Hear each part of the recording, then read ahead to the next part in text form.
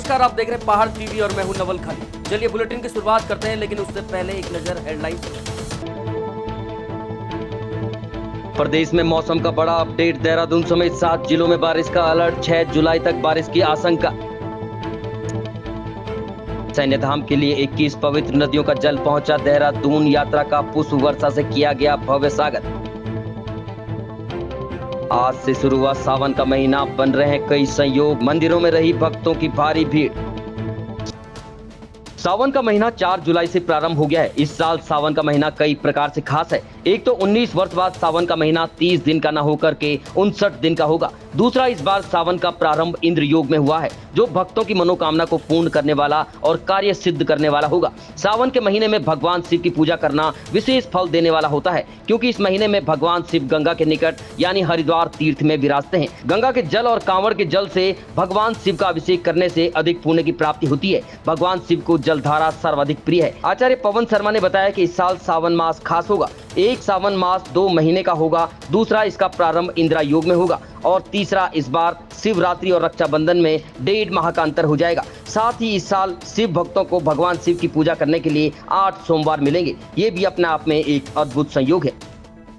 हर हर महादेव। श्रावण माह भगवान शिव भोलेनाथ के नाम होता है। सोमवार का व्रत सावन मास की परंपरा को दर्शाता है। वह इस वर्ष श्रावण मास 2023 4 जुलाई से 31 अगस्त तक रहेगा, जो कि 59 दिनों का होगा। 4 जुलाई से श्रावण मास चालू हो रहा है, जिसमें कि 10 जुलाई सोमवार को पहला सोमवार पड़ेगा। सभी कांवड़ यात्री यह सावन हर्षोल्लास और बड़े आनंददायक रूप से मनाएंगे और विशेष पूजा जो कि है दूध दही शहद अक्षत चावल व धतूरे से भगवान शिव का अभिषेक करेंगे और वह उन पर समर्पित करेंगे। यह संपूर्ण जानकारी आपके समर्पित करता हूँ। हरिद्वार में कांवड़ यात्रा का दौर शुरू हो गया है। आपको बता दें कि कांवड़ यात्रा की सुरक्षा को लेकर पूरे मेला क्षेत्र को 12 सुपर जोन, 13 जोन और 120 सेक्टर में बांटा गया है। यदि हरिद्वार में कांवड़ यात्रा के दौरान गाड़ियों को पार्क कराने की बात करें तो इसमें 13 स्थान चिन्हित किए गए हैं, जिसमें कम से कम 50 से 60 हजार गाड़ियां पार्क कराई जा सकती हैं। हरिद्वार में इस बार करीब 4 से 4.25 करोड़ कांवड़ियों के पहुंचने का अनुमान लगाया जा रहा है। बात करें कांवड़ यात्रा की सुरक्षा को लेकर तो इसमें अर्धसैनिक बलों की 7 और पीएससी की 12 कंपनियों सहित लगभग 10 से 15 हजार उत्तराखंड पुलिस के जवान तैनात किए गए हैं। शासन में कांवड़ियों की सुरक्षा को प्राथमिकता दी गई है, जिसमें बम निरोधक दस्ते के साथ सीसीटीवी कैमरा और ड्रोन कैमरे के साथ कांवड़ यात्रा पर निगरानी रखी गई है। लक्सर के रूट डायवर्जन पर हरियाणा, पंजाब, सहारनपुर के जो कांवड़ यात्री हैं उन्हें भगवानपुर से होते हुए लक्सर से बैरागी कैंप हरिद्वार में भेजा जाएगा। दिल्ली, मेरठ, गाजियाबाद, मुजफ्फरनगर के यात्रियों को नारसन बॉर्डर से होते हुए मंगलौर हाईवे से हरिद्वार भेजा जाएगा। साथ ही पुलिस ने बिना साइलेंसर की बाइकों पर यात्रा न करने की चेतावनी दी है। उत्तर प्रदेश और उत्तराखंड के खानपुर बॉर्डर पर कांवड़ यात्रा के वाहनों को बिना परमिट के हरिद्वार नहीं जाने दिया जाएगा। पिथौरागढ़ जिले के तल्ला जोहार क्षेत्र हुपली में धान की नर्सरी किसानों ने विगत वर्ष की भांति बड़े दिल से मेहनत करके की थी, लेकिन एक ऐसा समय आया कि नर्सरी के सब किसानों को एक अजीबोगरीब बीमारी आने से सारी फसल बर्बाद हो गई। अभी तक कृषि विभाग द्वारा इस क्षेत्र में कोई भी मॉनिटरिंग नहीं की गई है। विभाग को बताने पर उनका कहना है कि क्षेत्र को देखकर उसमें उचित कार्रवाई की जाएगी। न्याय पंचायत इंचार्ज से जब क्षेत्र के लोगों की बात हुई तो फील्ड निरीक्षण के लिए उन्होंने हामी भरी, लेकिन किसान को फील्ड निरीक्षण करके कोई फायदा नहीं होने वाला है। उचित उपाय ही किसान को फायदा पहुँचा सकता है। आपको बता दें कि यहाँ किसान बारिश के पानी पर निर्भर हैं। अगर आज तक बारिश परिपूर्ण मात्रा में हो गई होती तो शायद आज किसान का बीज इतना बर्बाद नहीं होता। विकासखंड मुनस्यारी के तहसील बंगापानी के अंतर्गत प्राथमिक विद्यालय सेरा में कार्यरत अध्यापिका लक्ष्मी देवी का तबादला रोकने के लिए क्षेत्र के सामाजिक कार्यकर्ता विक्रम सिंह दानू ने जिलाधिकारी पिथौरागढ़, जिला शिक्षा अधिकारी पिथौरागढ़ को ज्ञापन भेजा है। वहीं सामाजिक कार्यकर्ता विक्रम सिंह दानू से मिली जानकारी के मुताबिक उन्होंने बताया कि प्राथमिक विद्यालय सेरा में कुल छात्र छात्राओं की संख्या लगभग 40 है। वहीं पूरे विद्यालय में केवल 2 अध्यापक और अध्यापिका हैं, जिनमें से एक अध्यापिका लक्ष्मी देवी का तबादला कर दिया गया है। वो चाहते हैं कि अध्यापिका लक्ष्मी देवी का तबादला तब तक रोका जाए जब तक प्राथमिक विद्यालय सेरा में नए अध्यापिका की नियुक्ति नहीं होती।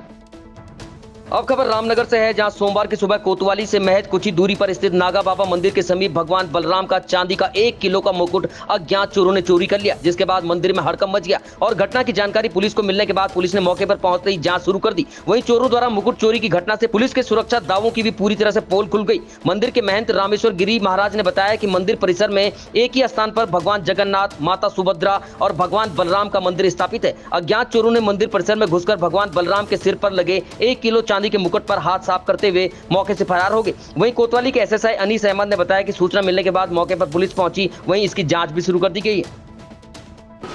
मेरा नाम महंत रामेश्वर गिरी महाराज। ये रात में पता नहीं कैसे चोरी हो गया, और देवता का है, खाली बलराम जी का मुकुट जो है वो चोरी हो गया, चांदी का है, वो करीब 1 किलो करीब होगी।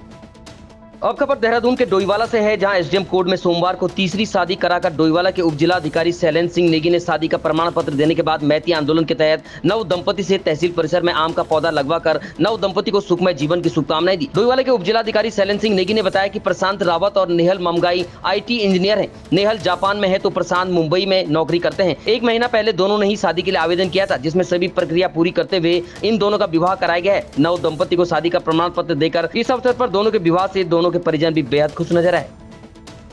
एक शादी यहाँ पर हुई है, उसमें नेहल ममगाई और प्रशांत रावत ने 1 महीने पहले हमारे यहाँ आवेदन किया था। हमने विधिवत नोटिस जारी करने के बाद आज जो है यहाँ पर शादी का रजिस्ट्रेशन करके शादी करवाई है, और साथ में हमने मैती आंदोलन के तहत यहाँ पर वृक्षारोपण भी करवाया है।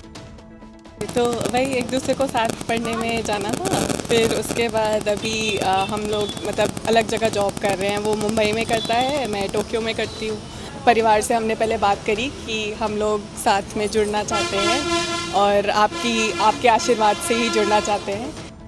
उत्साही तो बहुत हैं और अच्छा लग रहा है कि इतने सब लोगों के सामने हमें ये सब कुछ शेयर करने को मिल रहा है, और मैं चाहूँगा कि क्या बोलते हैं सबके सब अपना जो भी खुशी का माहौल हो इसी तरीके से एक दूसरे से शेयर करें और आपस में बना के रखें। और प्लांट का जैसे हमारे SDM सर ने भी बोला कि हाँ ज़रूर लगाएं इस मौके पर, या फिर कोई भी खुशी का मौका हो आपका उस पर।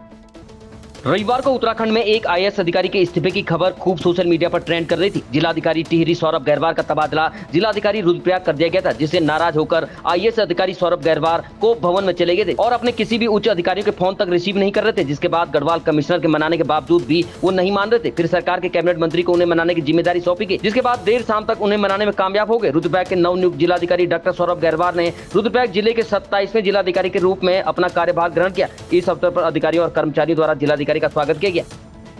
गढ़वाल के नए कमिश्नर के रूप में विनय शंकर पांडे ने अपना कार्यभार ग्रहण कर लिया है, जो मौजूदा समय में प्रदेश के मुख्यमंत्री के सचिव भी हैं। पदभार ग्रहण करने के बाद उन्होंने मीडिया से बातचीत करते हुए कहा कि उनकी पहली प्राथमिकता प्रदेश में चल रही 4 धाम यात्रा और कांवड़ यात्रा है। उन्होंने बताया कि कांवड़ यात्रा शुरू हो रही है और 10 दिन तक चलने वाली इस यात्रा में बीते वर्ष 4 करोड़ से ज्यादा लोग आए थे। इस वर्ष भी ज्यादा से ज्यादा लोग आने की संभावना है। वो लोग यहाँ से अच्छा अनुभव लेकर जाएं, यही हमारी प्राथमिकता रहेगी।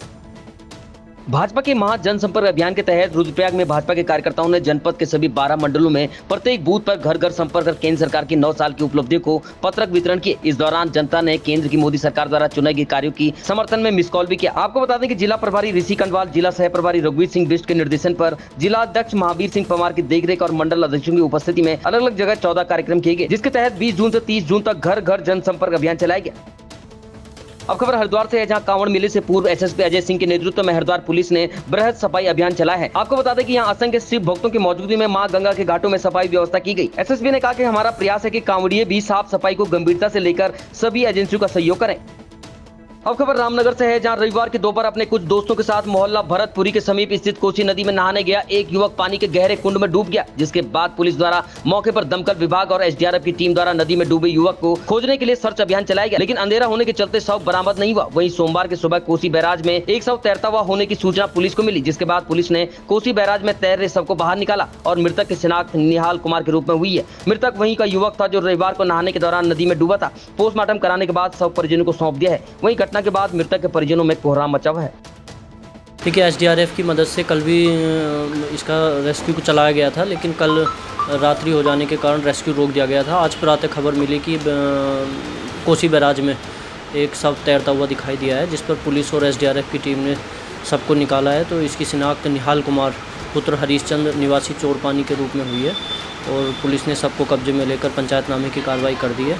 पोस्टमार्टम के बाद परिजन सबको अंतिम संस्कार के लिए ले गए। अब खबर रामनगर से है, जहां रविवार देर शाम डंगवाली कॉलोनी नया गांव में प्रकाश नैनवाल अपने घर में गैस लगाते समय गैस सिलेंडर के रबड़ फटने से गैस का धुआं आने से अफरा तफरी मच गई। प्रकाश नैनवाल ने आनंद फानंद में भारत गैस सिलेंडर को घर से बाहर खेतों में फेंक दिया, जिससे बड़ा हादसा होने से टल गया। गनीमत रही कि कोई बड़ा हादसा नहीं हुआ, किसी भी प्रकार का कोई नुकसान नहीं हुआ। पीड़ित प्रकाश नैनवाल ने भारत गैस एजेंसी से मुआवजे की मांग की है।